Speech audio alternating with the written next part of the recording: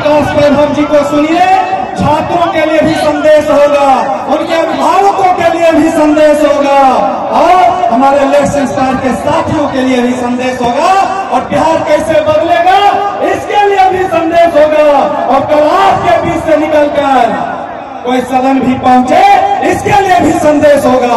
बहुत बहुत धन्यवाद।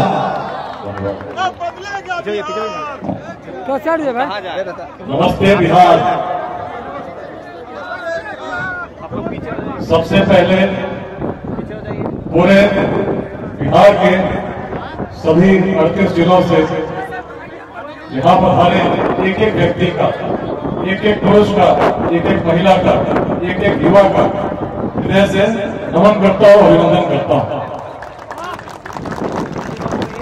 राष्ट्रकवि दिनकर की भूमि को नमन करता हूँ, अपने पूर्वजों की भूमि को नमन करता हूँ, माँ गंगा को नमन करता हूँ, मिथिला की भूमि को नमन करता हूँ, मिथिला भारत के संगम स्थली इस बेगूसराय जिले को नमन करता हूँ। भारतवर्ष उज्जवल हो, भारत का भविष्य उज्जवल हो। आज इस पूरे मैदान में, गणेश दत्त महाविद्यालय के इस मैदान में 85 अतिथियों को अभिनंदन करता हूँ। एक उत्सव का माहौल है, एक क्रांति के उत्सव का माहौल है। ये पहला कार्यक्रम इस प्रकार का है जो राजनीतिक नहीं, जो धार्मिक नहीं, लेकिन बिहार को बढ़ाने के लिए सभी 38 जिलों से हजारों हजार की संख्या में आज लोग उपस्थित हैं। इस धरती पर एक ही संदेश लिए हुए हैं, नमस्ते बिहार। उस बिहार को नमस्ते जो प्राचीन काल में, जब रोड आज के जैसे नहीं थे, टेक्नोलॉजी आज के जैसी नहीं थी, सूचना के तंत्र आज के जैसे नहीं थे, व्यक्ति को व्यक्ति से जोड़ना जानती थी। इस रूप में जोड़ना जानती थी कि अफगानिस्तान के पार तक भारतवर्ष के अखंड साम्राज्य को स्थापित कर सके, हिमालय के उत्तर तक कर सके, दक्षिण में सागर तक तो कर ही सके थे, तो उत्तर के ही पार तक कर सके। कैसा था वह बिहार जिससे जब संसाधन नहीं थे हम उस अखंड भारत के साम्राज्य का निर्माण कर सके।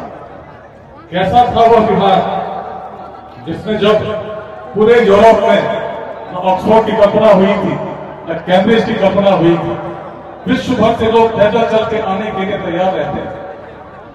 पूरे 1000 साल पहले सभी तिब्बत के लोगों ने सोना दान दिया था, मिलकर दिया था और किसी युद्ध के लिए नहीं दिया था।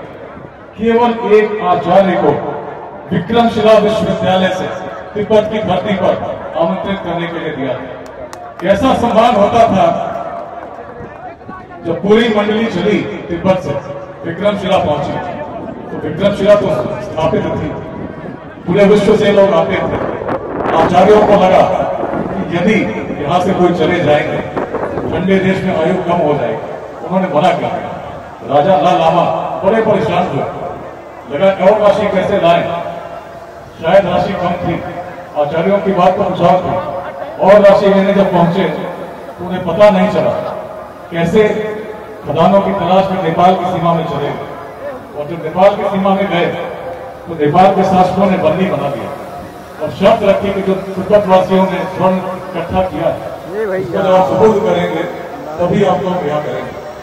राजा बड़े निराश हुए, पुत्र उनके सामने आए। राजा के पुत्र ने पूछा तो राजा ने कहा, जिस राशि को ज्ञान के लिए संग्रह हर तिब्बतवासी ने किया है उसको व्यर्थ नहीं जाने दो, इसको ज्ञान की भूमि बिहार की ओर भेजो, विक्रमशिला के आचार्यों से पुनः आमंत्रित करो। आपके कारण हमारे देश की क्या दुर्दशा हुई। और तब जब मंडली दोबारा आई, 3 वर्ष लगे, तब जाकर आतिश दीपंकर श्री ज्ञान पैदल चलकर तिब्बत गए। और आज तिब्बती कहीं भी हो, पूरे विश्व में हो, भारत के किसी क्षेत्र में हो, उसी परंपरा का वाहक है जिसके बीच कभी विक्रमशिला ने बोए। बहुत शक्ति थी बिहार में। सोचिए उस काल में जब संसाधन नहीं थे, यदि हम अग्रणी थे पूरे भारतवर्ष में, अफगानिस्तान तक कोई जाते तो संदेश बिहार का होता था। आज हमारी सोच कैसी हो गई, आज हमारी दृष्टि कैसी हो गई, आज हमारी स्थिति कैसी हो गई। क्या आज बिहार वैसा है जिस समय कोई जाते थे? आज एक समय ज्ञान के लिए लोग पूरे देश के देश स्वर्ण एकत्रित करते थे, लोग पैदल चल के आते थे। आज स्थिति क्या हो गई? शिक्षा की बात को छोड़ दीजिए, कोचिंग के लिए लोग कोटा जाते हैं, और कोटा में शिक्षक भी बिहार के अधिकांश है, विद्यार्थी भी अधिकांश। आखिर ऐसी दुर्दशा क्यों हुई? कौन इसका जिम्मेदार है? यदि हम सोचें कि बिहार अपने जीवन काल में उत्कर्ष पर जाए, कितने लोग बिहार को आगे बढ़ते देखना चाहते हैं? कितने लोग चाहते हैं कि बिहार में ही सभी लोगों को शिक्षा मिले? कितने लोग चाहते हैं कि बिहार में ही सभी लोगों को रोजगार मिले, किसी को बिहार से बाहर नहीं जाना हो? तो मैं तो 9वीं कक्षा में पढ़ता था, छोटा था। पिताजी यही बरौनी रिफाइनरी में रहते थे, यहाँ से पोस्टिंग हुई भोपाल, और जब भोपाल पोस्टिंग हुई, नए विद्यालय में जब पहुंचे तो बच्चों ने बिहारी बोलना शुरू किया। शुरू में अजीब नहीं लगा, बिहार से हमें तो बिहारी बोलना ही चाहिए, लेकिन जब लगा कि नहीं, इनकी मंशा खराब है, अपमानित करने की प्रवृत्ति के साथ बिहारी बोलते हैं, बड़ी पीड़ा हुई। इतनी पीड़ा हुई कि कौन ऐसा व्यक्ति है, कौन ऐसे व्यक्ति हैं जिनके कारण आज बिहार की ऐसी दुर्दशा होगी। एक युवा भी जाता है, उसको बिहारी शब्द बोलकर अपमानित किया जाता है। उस बिहारी शब्द से जिसको सम्मान का प्रतीक होना चाहिए, किसने उसको अपमान का सूचक बना दिया? कौन इसका जिम्मेदार था? उस समय बिहार यदि अग्रणी थी तो क्यों थी?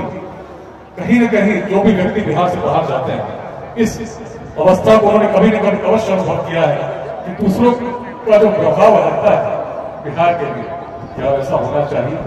उस भूमि ने जिसने अखंड भारत के पूरे साम्राज्य को निर्मित किया, उस भूमि ने जिसने विश्वविद्यालयों को स्थापित किया, उसके व्यक्ति को यदि कोई अपमान के भाव से देखे तो कमी किसकी? कमी किसी और की नहीं है भाइयों और बहनों, कमी हमारी अपनी है, क्योंकि हम अपने सामर्थ्य को भूल गए, अपने पूर्वजों की दृष्टि को भूल गए।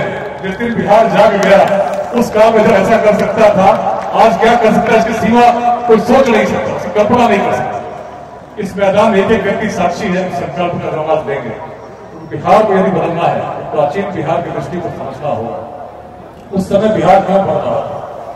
बिहार में जातियां तब भी थी, लेकिन जिस प्रकार का जातिवाद आज जहर के रूप में, संघर्ष के रूप में हमारे मनों में उत्पन्न है, व्यक्ति को व्यक्ति से तोड़ता है, जिस प्रकार का संप्रदायवाद आपस में हमें एक दूसरे से मिलने नहीं देता, यदि उस तरह बिहार में रहा होता तो क्या हम अफगानिस्तान के बाद तक साम्राज्य को बढ़ा पाते? यदि इस प्रकार का भाव रहता तो क्या चीन से लोग आते, कोरिया से लोग आते, जापान से कोई आता?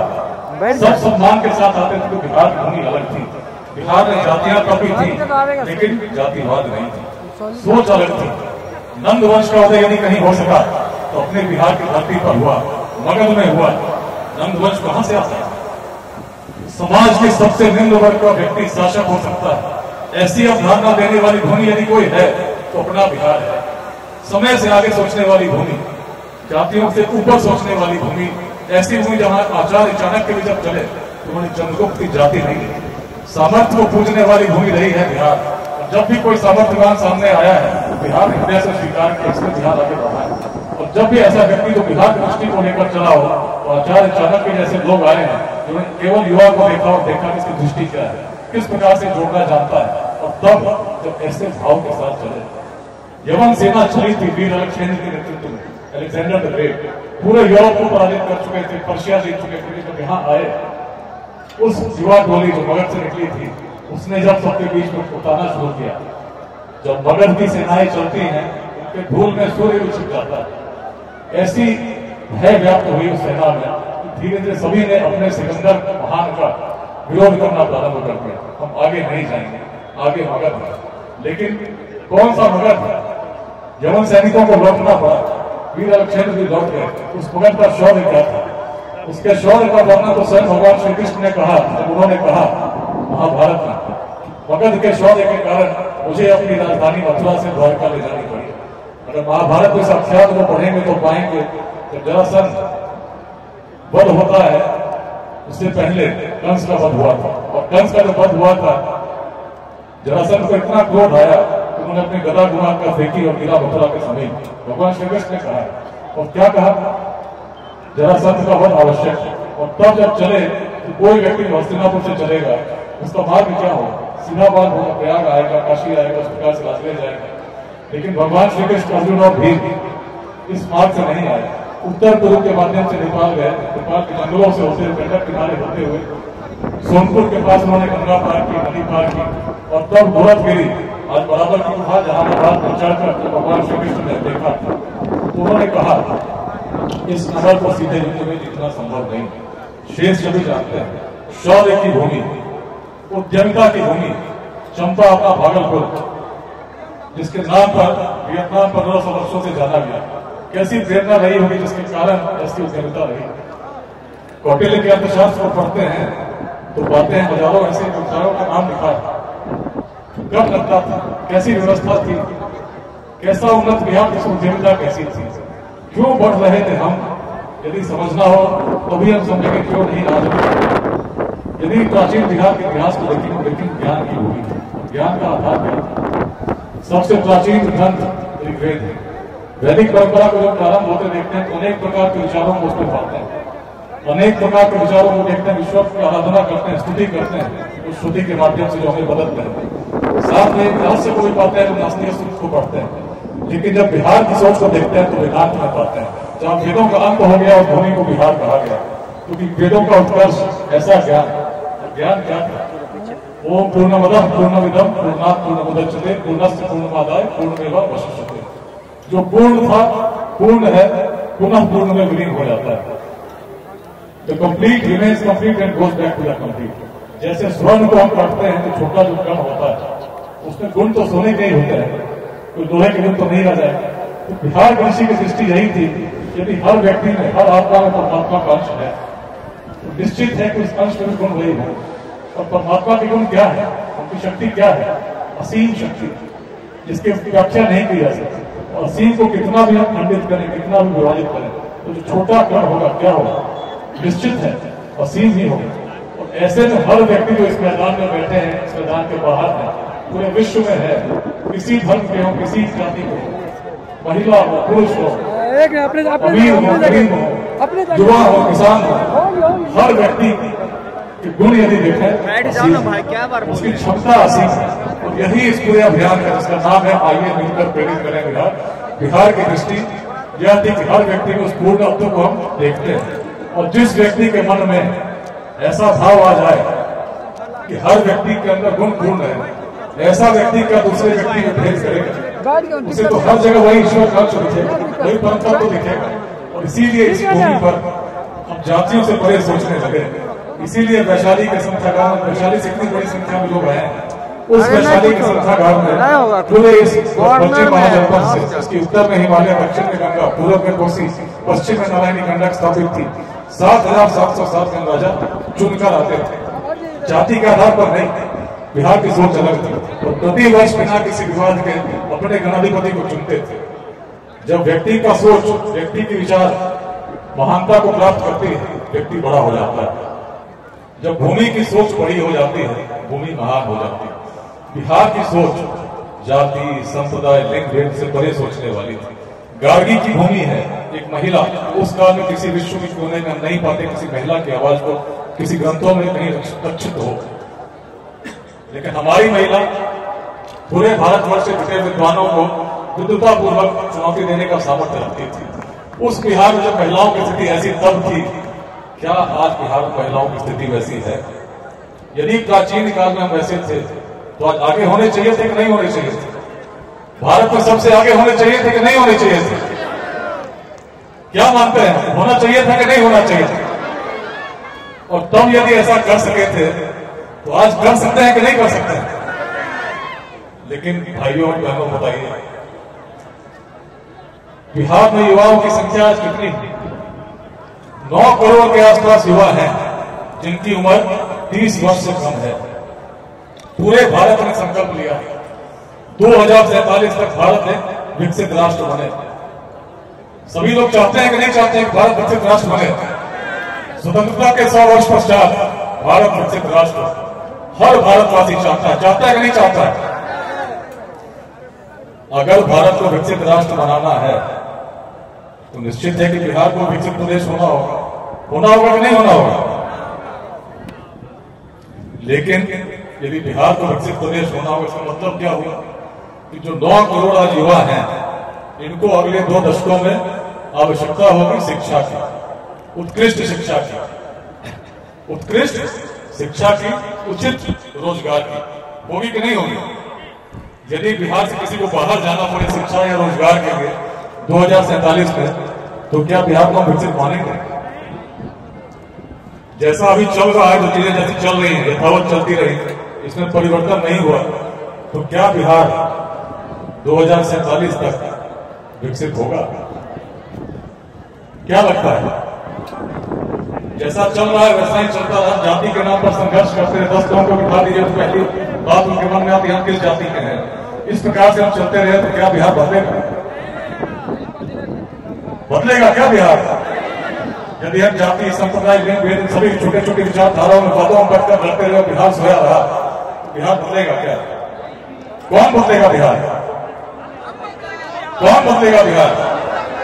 कैसे बदलेगा बिहार? यदि हम ऐसे ही संघर्ष करते रहे तो बिहार बदलेगा। लेकिन क्या हो रहा है मेरे बिहार?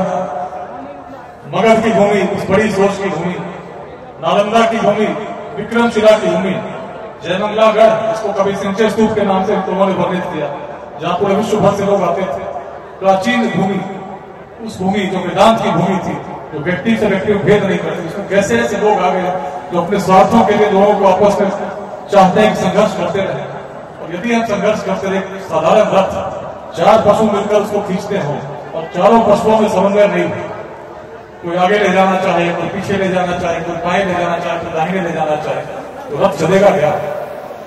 यदि एक साधारण रथ नहीं चल सकता तो जिस समाज में हर वर्ग, हर जाति, हर संप्रदाय के लोग हैं, इसको यदि हम चाहेंगे आपस में संघर्ष करते रहे, मेरा क्षणिक लाभ हो, मन में कोई स्वार्थ हो, कोई निस्वार्थ भाव नहीं होती भूमि को आगे ले जाने की, मन में कोई ईमानदारी का भाव नहीं हो, ऐसा व्यक्ति यदि तो स्वार्थी हो, जो ईमानदार नहीं, जो भ्रष्टाचारी हो, ऐसा व्यक्ति यदि चाहता हो कि लोग संघर्ष करते हो, लोग संघर्ष करते रहे, तो बिहार बदलेगा क्या? कैसे लोगों से बदलेगा बिहार? यदि हम चाहते हैं कि सरकारी नौकरी करें तो अच्छी बात करें, लेकिन सरकारी नौकरी करें और चाहे कोई भ्रष्टाचार करेंगे तो बिहार बदलेगा क्या? एक एक व्यक्ति को संकल्प लेना होगा बिहार बदलने का। यदि हम सोचें कि सरकारी नौकरी करें, कितने लोग सरकारी नौकरी कर सकते हैं? कोई पार्टी की सरकार आ जाए, कैसी भी सरकार जाए, पूरी इच्छा लगा दे, कितने लोगों को सरकारी नौकरी दे सकते हैं? कुछ लाख? कितने प्रतिशत? 1% हो सकता थोड़ा और पूरी शक्ति लगाने। लेकिन यदि 1% लोग भी सरकारी नौकरी मिलती है तो शेष का क्या होगा? यदि लक्ष्य हमारा 2047 तक एक विकसित बिहार बनाना है तो क्या इन 9 करोड़ लोगों को कैसे नौकरी दे पाएंगे? एक ही उत्तर है, उद्यमिता, उद्योग, व्यवसाय, जिसके लिए हमें अपनी युवा पीढ़ी को तैयार करना होगा। हर व्यक्ति को सोचना होगा, हर ग्राम में, हर पंचायत में, हर विद्यालय में, हर महाविद्यालय में चिंतन करना होगा कि कैसे उद्यमिता की भावना जागृत हो। और इस अभियान में हम यही कर रहे हैं। अनेक व्यक्तियों जो ओबीसी सिंह साहब आए हैं, अनेक लोग बाहर से आए हैं, जो हमारे युवाओं को बता रहे हैं कि स्टार्टअप लगाओ। पूरे बेंगलोर अध्याय से लोग बिहार में केवल यहाँ नहीं, पूरे विश्व में। आज यदि केवल अपने व्हाट्सएप ग्रुप्स की बात करें, यहाँ तो हजारों हजार लोग उपस्थित हैं। व्हाट्सएप समूहों में 75,000 से अधिक ऐसे लोग संकल्प के साथ जुड़े हैं कि बिहार को बदलेंगे, अपने जीवन काल में बदलेंगे, अपने जीवन काल में उत्कर्ष पर ले जाएंगे। भारत के सभी महानगरों में है, 13 देशों में है, जो विदेश में रहने वाले ऐसे बिहारवासी। जब 22 मार्च 2021 बिहार दिवस के दिन एक आह्वान हुआ था तो यही था, जिनके भी हृदय में बिहार बसता हो, एक साथ जुटे। बिहार को नुकसान, समाज को नुकसान दुर्जनों के दुष्कृत्यों से उतना नहीं होता जितना सज्जनों की निष्क्रियता से होती है। यदि अच्छे लोग जुड़ गए, एक साथ मिलकर योगदान करने लगे, देखिए आज पूरे जिले से, 38 जिले से लोग आए, मंच लेके, हर जाति, हर संप्रदाय से लोग आए, सबके मन में विचार है कि अपना बिहार उत्कृष्ट हो। लेकिन यदि हम, पहली बात और आखिरी बात तो यही है कि यदि हम संघर्ष करते रहेंगे जाति, संप्रदाय, लिंग, निश्चित से बिहार नहीं बदलेगा मेरे भाइयों और बहनों। बिहार बदलना है तो ऐसा ही सोचना होगा जैसे हमारे पूर्वज सोचते थे। इस अभियान के 3 मंत्र हैं, शिक्षा, समता, उद्यमिता। शिक्षा केवल डिग्री प्राप्त करने के लिए नहीं। बहुत छोटे थे हम, बताया कि इस प्रकार 9th में थे, लोगों ने बिहारी बोलकर गिराया था। तभी से संकल्प लगा, यदि अपने जीवन काल में इस बिहारी शब्द को पुनः सम्मान का प्रतीक बनाने में मेरी कोई भूमिका हो सकी, मैं अपना सर्वस्व निछावर कर दूंगा। तब तो 9वीं क्लास में बच्चे चढ़ाते थे, क्या कर सकते थे? अच्छे से पढ़े, वहां पर सबसे आगे टॉप किए, और जब टॉप किए तो समय के बाद एक विद्यार्थी को पहले चढ़ाता था। आकर नोट्स मांगने लगे, समझ गए कि बिहारी की बौद्धिक क्षमता क्या है और तब आगे बढ़े। आईआईटी की मैंने तैयारी की 1997 आईआईटी की परीक्षा थी, बड़ी अच्छी परीक्षा हुई। पिताजी दिल्ली में थे, लेकिन जब सुबह उठे तो पता चला पेपर लीक हो गया। उस पीड़ा को मैंने सहा है जो आज भी हम सहते हैं, बहुत लोग देखते हैं पेपर लीक हो गया, लेकिन निराश नहीं हुआ। लगा कि नहीं, कुछ करूंगा, मैं भी अपने जीवन में अवश्य प्रयास करूंगा बिहार ऐसा बने जिसमें कोई पेपर लीक नहीं। आईआईटी कानपुर पहुंचे। आईआईटी कानपुर जब पहुंचे, गर्मी की छुट्टी हुई, सब लोग घर जा रहे थे, मुझे भी बेगूसराय आना था क्योंकि पिताजी की पोस्टिंग फिर से बनानी रिफाइनरी थी। सभी विद्यार्थी जा रहे थे, वहां पर फोन आया कि बेगूसराय नहीं जाना। घर से जब मैंने पूछा क्यों नहीं जाना, बड़े विचलित रूप में उत्तर मिला, लगन का समय चल रहा, बेगूसराय मुकामा में पकड़ की शादी होगी। बड़े विचलित हुए, भाई ऐसा क्या हो गया मेरी भूमि को कि अपने घर जा नहीं सकते। कौन से ऐसे लोग आ गए उस बिहार की भूमि पर जिसमें बिहार में इस प्रकार का भय व्याप्त है, केवल अपराध ही नहीं, यहाँ विवाह करके भय हो गया। और तब लगा कि नहीं, जर्मनी में नौकरी लगी, एक बड़े सॉफ्टवेयर कंपनी में नौकरी लगी। मैंने कहा अपने लिए तो जी लूंगा, लेकिन लौट के जब बेगूसराय जाऊंगा, बिहार जाऊंगा, निश्चित मन को चोटेगा, कहेगा तुमने अपने व्यक्तिगत रूप में अपने बिहार के लिए क्या योगदान किया, अपने लिए तो किया, बिहार के लिए क्या किया। और यही कारण है, ईश्वर से मैंने प्रार्थना किया, मुझे लगा कि सिविल सेवा में जाऊंगा तो निश्चित कर पाऊंगा, कम उम्र में एक नेतृत्व क्षमता के साथ समाज को कुछ दे पाऊंगा। और जहां भी रहे, बगहा से लोग आए हैं, बगहा को मिनी चंबल कहा जाता है, अंग्रेजों ने लिखा था यूनिवर्सिटी ऑफ टाइम। और जिस बगहा में मेरी पोस्टिंग 2 दिसंबर 2006 को जब हुई थी, 4 किसानों की हत्या हो गई थी। लोगों ने पुलिस के विरुद्ध अभियान चला रखा, 2 लोग पुलिस फायरिंग में मारे गए, तब मेरी पोस्टिंग हुई थी। और जो भी मिलते थे कहते थे बगहा में कोई बदलाव नहीं होता। पटना में उससे पहले तो किडनैपिंग होती थी, बड़े परेशान रहते थे, एक सप्ताह तक सो नहीं पाते। लेकिन बगहा में जो किडनैपिंग हुई और जब मैंने पुलिस मुख्यालय को बताया तो उत्तर मिला, परेशान होने की जरूरत नहीं, बगहा की भूमि है, यहाँ पर किडनैपिंग होती रही। लेकिन मन ने कहा ये विकास, तुम तो तब से आए तो बिहार बदलने चले थे, यदि तुम हार गए तो निश्चित है बिहार नहीं बदले, प्रयास करो, कुछ अलग प्रयास करो। और तब उस बगहा की भूमि में जिसमें कभी व्हाइट पैंथर, ब्लैक पैंथर चला, वहां किडनैपिंग होती थी तो फोन पे आंसर नहीं आता, नोट लिखकर कोई घर पे ले जाता था, लिखा रहता इतना सामान देना है, इतने चांद मार्का की लुंगी देनी है, इतने पैसे देने हैं, उसके नीचे लिखा रहता था जय मां दुर्गे, बिहार सरकार ज्ञान का नाम। लेकिन उस बगहा में परिवर्तन तब आया जब लोगों से जुड़े, संवाद स्थापित हुआ। और संवाद जब स्थापित हुआ, हमने यही कहा, लोग कहते थे महर्षि वाल्मीकि की भूमि, याद कीजिए महर्षि वाल्मीकि पहले क्या थे। तब से चंपारण का अपराध चल रहा है, उस सोच को हमने बदलने का काम किया। सोच बदलती है, चीजें बदल जाती है। कैसे बदली सोच? हमने कहा रत्नाकर यदि रत्नाकर ही रहे होते तो भला विश्व किसी वाल्मीकि को जानता। शुद्ध मन की बात थी, एक सकारात्मक परिवर्तन एक व्यक्ति को पूज्य बना देता है। और चंपारण को परिवर्तन की भूमि, महात्मा गांधी यही महात्मा बने। चंपारण की भूमि थी जहां राजकुमार सिद्धार्थ ने भी राजसी वस्त्रों का त्याग किया। तुम्हारी भूमि का संदेश परिवर्तन है। जब भी बिहार में बड़ा परिवर्तन प्रारंभ होता है, निश्चित चंपारण से होता है। तो इस बात को हम लोगों ने कहा, लोगों ने इस रूप में स्वीकार किया कि जो डकैत थे उन्होंने भी आत्मसमर्पण कर दिया। बगहा के सबसे बड़े डकैत आज भी बगहा जेल में बंद है, 135 क्लब में जेल थे।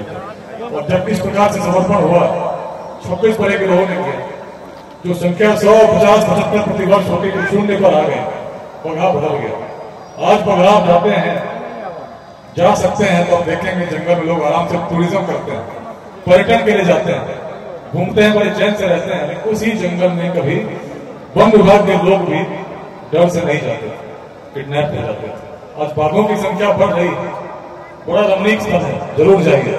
लेकिन उस बगहा में परिवर्तन कैसे आया? संवाद से आया, लोग जुड़े, उस भूमि के संदेश से जुड़े, भूमि बदल गई। विरासत का संदेश, उसी संदेश के साथ मेरी पोस्टिंग रोहतास हुई 3 सितंबर 2008। 6 इंच बगल से गोलियां चली थी, सैकड़ों गोलियां चली थी सोली गांव में। लेकिन मन संकल्पित था, ईश्वर निश्चित साथ ही मेरे मन में कोई स्वार्थ नहीं है। भावपूरी ईमानदारी के साथ इस क्षेत्र को बदलते देखना चाहता हूँ। उस रोहतास को जिसमें 2002 में डीएफओ शहीद हुए संजय सिंह, सभी लोग आज भी उनकी स्तुति, उनका स्मरण करते हैं, कितने ईमानदार पदाधिकारी थे। उस रोहतास में विक्रमगंज में डीएसपी शहीद हुए 2006 में। हर वर्ष अनेक पुलिसकर्मी शहीद होते थे, किसी को विश्वास नहीं था कि कैमूर पहाड़ी से उग्रवाद मिट सकता है, लेकिन मुझे विश्वास था।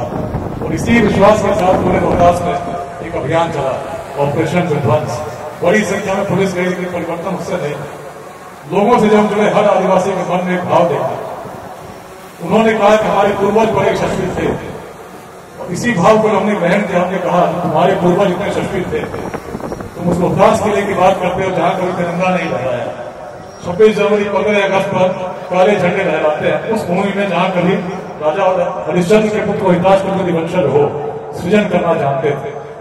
उस भूमि में जहां से रोहतास के किले से कभी पूरे पूर्वी भारत पर शासन होता था। परिवर्तन कैसे आया? लोगों से हम जुड़े, बड़े बड़े होर्डिंग्स लगे जिसमें हमने कहा कि पर्यटकों का स्वागत है इस रोहतास के किले पर। चुनाव नहीं हुए थे, लेकिन 3 बूथों पर चुनाव करने के लिए 16 कंपनी फोर्स लगी, हेलीकॉप्टर लगा, चुनाव हम लोगों ने वहीं कराया। इस संकल्प के साथ कराया कि लोग मुख्य धारा से जुड़े, लोगों का समर्थन मिला, क्योंकि संदेश बड़ा था। जिस रोहतास के किले को मुगलों ने भी लिखा, उनके लेखक फरिश्ता ने लिखा, बल से नहीं केवल छत से जीता जा सकता, इतिहास साक्षी। वहां के लोग जब जगे, जब हमने कहा कि पर्यटन की संभावनाएं हैं, लोग हंसते थे, कौन जाएगा पर्यटन करने, वहां तो लोग मार देंगे। लेकिन जब उन आदिवासी बच्चों को हम लोगों ने पुलिस गाइड की ट्रेनिंग दी, चीजें बदल गई। लोग उग्रवादियों का विरोध करने लगे। हमने उग्रवादियों का विरोध नहीं किया, लोग करने लगे और कहने लगे तुम्हारे कारण हमारे क्षेत्र का विकास रुका हुआ है। और जब लोग करने लगे, जनता में कितनी शक्ति है, उग्रवादियों को भी आत्मसमर्पण करना पड़ गया। और आज रोहतास शांत है। जिस रोहतास में कभी गोलियों से मेरा स्वागत होता था, उसी रोहतास में जब 3 दिसंबर 2021 को पहुंचे थे, 4 तारीख को जो रोहतास किले पर गए, 100 किलोमीटर तक लोग पुष्पों से स्वागत कर रहे थे। और जब रोहतास किले पर पहुंचे, आदिवासी लड़कियां नृत्य करती हुई लेती गई, आदिवासी लड़के ढोल बजा रहे थे। ये है परिवर्तन। परिवर्तन लोगों से जुड़ने का, परिवर्तन जाति संप्रदाय से बड़े जुड़ने का, परिवर्तन हृदय तक पहुंचने का, जब मन की भावना शुद्ध हो, जब करने वाला व्यक्ति ईमानदार हो, निश्चित लोग जुड़ते हैं।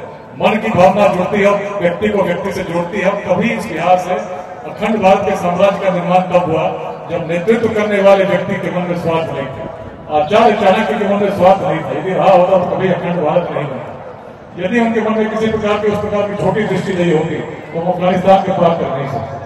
दिल्ली में कार्यक्रम हुआ, लोगों ने कहा दिल्ली में कार्यक्रम क्यों कर रहे हैं, बेंगलुरु में कार्यक्रम क्यों कर रहे हैं, अब तो पुणे और चेन्नई में भी कार्यक्रम होना है, क्यों कर रहे हैं? जिसकी सोच इतनी छोटी हो जाए कि केवल अपने पड़ोसी से 2 गज जमीन पे लड़ता रहे, ऐसे व्यक्ति कहां आगे जा पाएगा? ऐसे लोगों को मैंने कहा तुम उस बिहार को जानते हो जिसको तुम आज देखते हो, मैं तो उस बिहार को जानता हूं जिसके कार्यक्रम कभी काबुल में भी होते थे। और उसी बिहार को मैं जागता हुआ देखना चाहता हूं। जिस दिन बिहार जग गया, जाति संप्रदाय बंधनों से कुछ सोचने लगा, निश्चित हम बदलेंगे। 9 करोड़ युवाओं को यही रोजगार मिलेगा यदि हमने साथ मिलकर प्रयास किया। हर जाति हर वर्ग का समर्थन चाहिए, यही इस अभियान का संदेश है। यदि शिक्षा ज्ञान के लिए हुई, उसके लिए सभी ने सहयोग किया। गार्गी अध्याय सभी महिलाएं बैठी हैं, 14 केंद्रों पर गार्गी पाठशालाएं चलते हैं। अनुभूति जी बैठी है खगड़िया में, क्या वातावरण का खगड़िया रेलवे स्टेशन, कैसे बच्चे थे, लेकिन जब इनके द्वारा पाठशाला प्रारंभ हुई, मंच पर बैठी, सभी बच्चे आज नियमित आते हैं। आप खगड़िया स्टेशन जाइए, देखिए, खुद में अनुभव कीजिए गार्गी की शक्ति क्या है। आज चरितार्थ हो रही है उस बिहार में, उसी प्रेरणा को लेकर हम आगे बढ़ रहे हैं। अनेक जिलों में इस प्रकार के केंद्र चल रहे हैं। क्यों चल रहे हैं? मन में है कि बिहार को हमको बदलना है। उसी प्रकार से यदि हम डॉक्टर रमन किशोर को देखिए, 125 फ्री मेडिकल कैंप इन्होंने लगाए हैं, 15,000 से अधिक व्यक्तियों को लाभान्वित कर चुके। एक व्यक्ति का प्रयास कुछ समूहों के साथ, छोटे छोटे प्रयास एक व्यक्ति के रूप में कर रहे हैं। अनेक संस्थान जुड़े हैं, विनय यादव जी हैं, उनके द्वारा देखिए किस प्रकार का प्रयास करा। पटना में 40 बच्चे और 40 बच्चे दोनों साल के निःशुल्क पढ़ते हैं, IIT और मेडिकल की तैयारी करते हैं, खाने और रहने के साथ। मन में संकल्प पूरे बिहार परीक्षा हुई कि जो व्यक्ति प्रतिभाशाली हैं, गरीब हैं, लेकिन उन्हें आगे बढ़ने की आवश्यकता है, हमें मिलकर प्रयास करना चाहिए। समतामूलक समाज तो तभी बनेगा जब जो सक्षम है उनके द्वारा उनका सहयोग होगा, जो वंचित है। यदि हम सोचते रहें कि आएगा बिहार बदल देगा, तो बिहार बदलेगा क्या? बदलेगा क्या? कोई आएगा, जादू की छड़ी घुमाएगा, बिहार बदल जाएगा? लेकिन बिहार बदलना है कि नहीं बदलना है? हर व्यक्ति की क्या इच्छा है? बिहार बदलना है कि नहीं बदलना है? बिहार यदि बदलना है तो हर व्यक्ति को संकल्प लेना होगा कि हम जाति संप्रदाय लिंग भेद छोटे छोटे बातों से ऊपर उठे उस बिहार का स्मरण करें जो कभी अखंड भारत के साम्राज्य का निर्माता थी, उस बिहार का स्मरण करें जो कभी विश्वविद्यालयों के संस्थापक थी, उस बिहार का स्मरण करें जो कभी उद्यमिता की भूमि थी। और अपने युवाओं से कहें केवल सरकारी नौकरी तक मत सोचो, सरकारी नौकरी सोचो केवल स्वयं के लिए रोजगार अर्जित कर पाओगे। सोचना है तो बड़ा सोचो, अपने पूर्वजों की तरह सोचो। तुम एक उद्योगपति बन सकते हो तो सरकारी नौकरी करके भ्रष्टाचार करके जेल क्यों जाना चाहते हो? यदि सरकारी नौकरी करोगे दोस्तों तो निश्चित है एक समय आएगा जब उसकी दुर्गति झेलनी पड़ेगी, जेल जाना पड़ेगा। लेकिन यदि पैसा कमाओगे तो पूरे बिहार को बढ़ाओगे। इसी दृष्टि के साथ यदि हमने प्रयास किया, हर जिले में 5 स्टार्टअप लगे, 50 को प्रेरित करेंगे। यदि इस प्रकार का कार्य आप करते हैं तो बिहार में एक बड़ी क्रांति का सूत्रपात करेंगे और बिहार के लिए कोई बदल सकेगा, ऐसी नई क्रांति बदल सकेगी। इसका नाम होगा उद्यमिता की क्रांति, जिसमें हर बिहार के युवा को भाग लेना चाहिए। एक बड़ा यज्ञ है जिसमें आपकी आहुति की आवश्यकता होगी, ले लेते हैं। हर व्यक्ति का आहुति ही इस यज्ञ को इस दावानल में परिवर्तित करेगा जो 2047 में बिहार में विकसित बिहार बनाएगा।